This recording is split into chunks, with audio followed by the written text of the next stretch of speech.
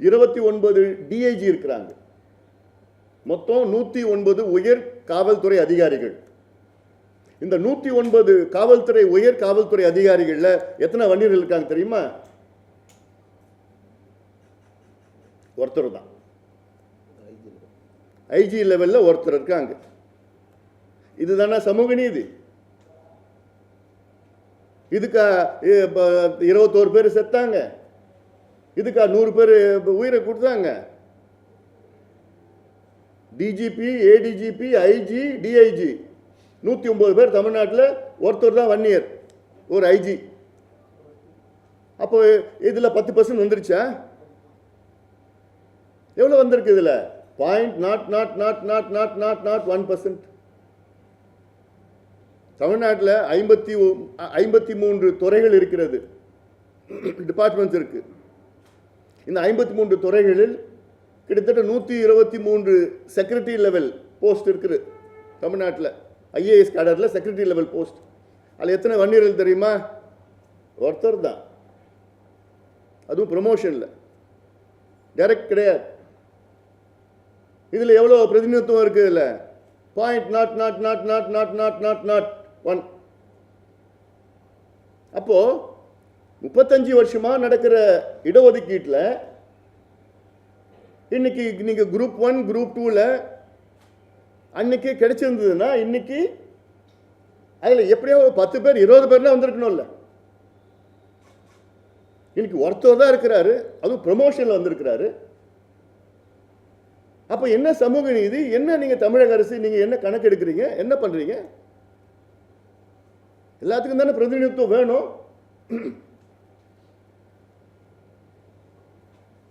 இத எங்களுக்கு இதுக்கு பதில் வேணும். எங்களுக்கு we want a white paper on MBC reservation right from 1989. 89ல இருந்து MBC என்னைக்கு உருவாகுதோ 89ல இருந்து எங்களுக்கு வெள்ள அறிக்கை கொடுங்க. எந்த சமுதாயத்திற்கு என்னென்ன வேலைகள் கிடைச்சிருக்கு, என்னென்ன படிப்பு கிடைச்சிருக்கு.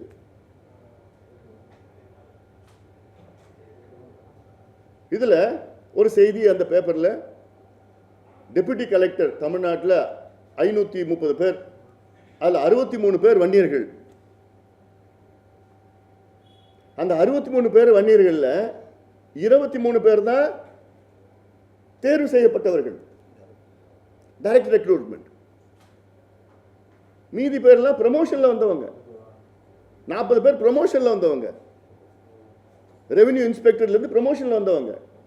எல்லாத்தையும் சேர்த்துட்டு 63 பேர். இது பார்த்தா 11%. என்னையா அநியாயம்? அதெல்லாம் என்ன அநியாயம்? தமிழ்நாட்டு இந்தியா சுதந்திரம் கிடைச்சி கிட்டத்தட்ட இன்னைக்கு 78 வருஷம் ஆயிடுச்சு. தமிழ்நாட்டில் பொறுத்த வரைக்கும் எங்களுக்கு 76 ஆண்டுகளுக்கு பிறகு, அதாவது 2 ஆண்டுகளுக்கு முன்பு தான் தமிழ்நாட்டில் முதல் முறையா ஒரு 1 இயர் கேண்டிடேட் டைரக்ட் ஐஏஎஸ் கிடைச்சிருக்கு. இந்த நிலையில் இருக்கு இந்த சமுதாயம். After 76 years of independence, there was the first 1 year candidate who had got a direct placement in IAS in Tamil Nadu. 76 ஆண்டுகளுக்கு பிறகு கிடைக்குது. அப்போ இது என்ன சமூக நீதி நடக்குது? இப்போ இதுல யாரு கிடைச்சிருக்குது? என்ன கிடைச்சிருக்குது? இத முதலமைச்சர் அவர்கள் சமூக நீதி கிடைக்க, ஏன்னா அவருடைய பொறுப்பு இது அவருடைய பொறுப்பு. இது மாதிரி பொய் பிரச்சாரம் நிறுத்துங்க முதலமைச்சர் அவர்களே. நீங்களும் உங்க அமைச்சர்களும் சேர்ந்து இந்த பொய் பிரச்சாரத்தை நிறுத்துங்க முதல்ல. இது என்னை பொறுத்த வாயில் நிறைய வார்த்தைகள் வருது, கோபமா இருக்கிறோம் நாங்கள். இந்த கேடுகெட்ட செயலெல்லாம் நிறுத்துங்க, எல்லாம் வேண்டாம். உங்க அப்பா எப்படி இருந்தாரு? கலைஞருக்கு உண்மையான சமூக நீதி மேல அக்கறை உள்ளவர். அதனால்தான் ஒவ்வொரு முறையும் அவர் அணுகிறப்போ இது செய்யணும் இது செய்யணும்னு சொல்லி செய்தார். ஆனா நீங்க அரசியல் காரணத்துக்காக இது போன்ற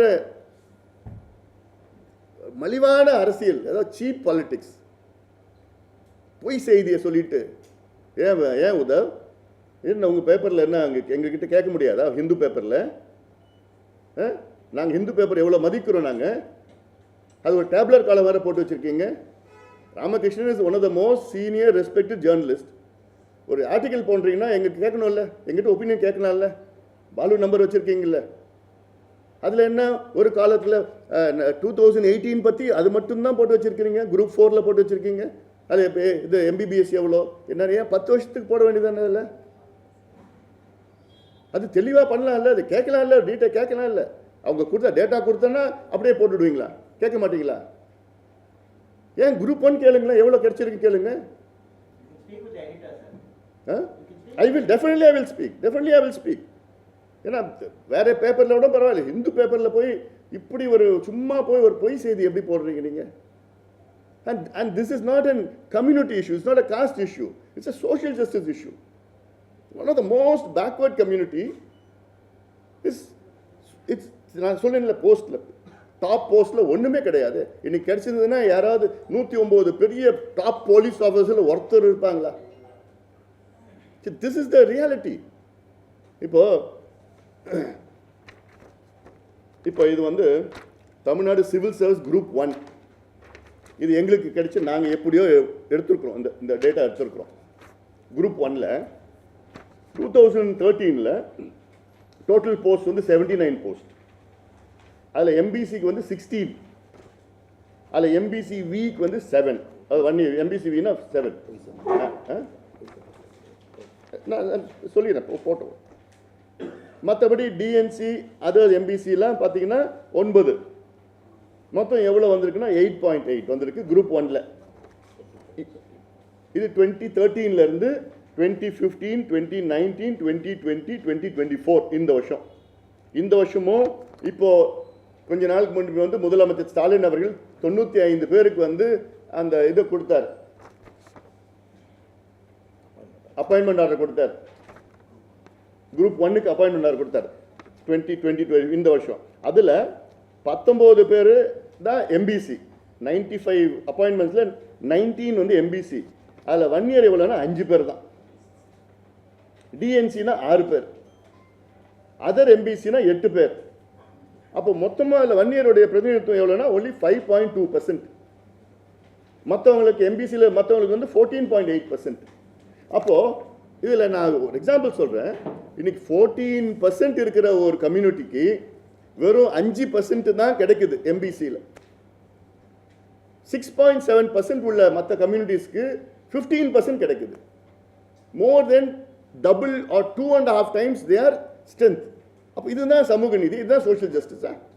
பாதகம் செய்பவரை கண்டால் நாம் பயங்கொள்ளலாகாது பாப்பா, மோதி மிதித்து விடு பாப்பா, அவர் முகத்தில் உமிழ்ந்து விடு பாப்பா.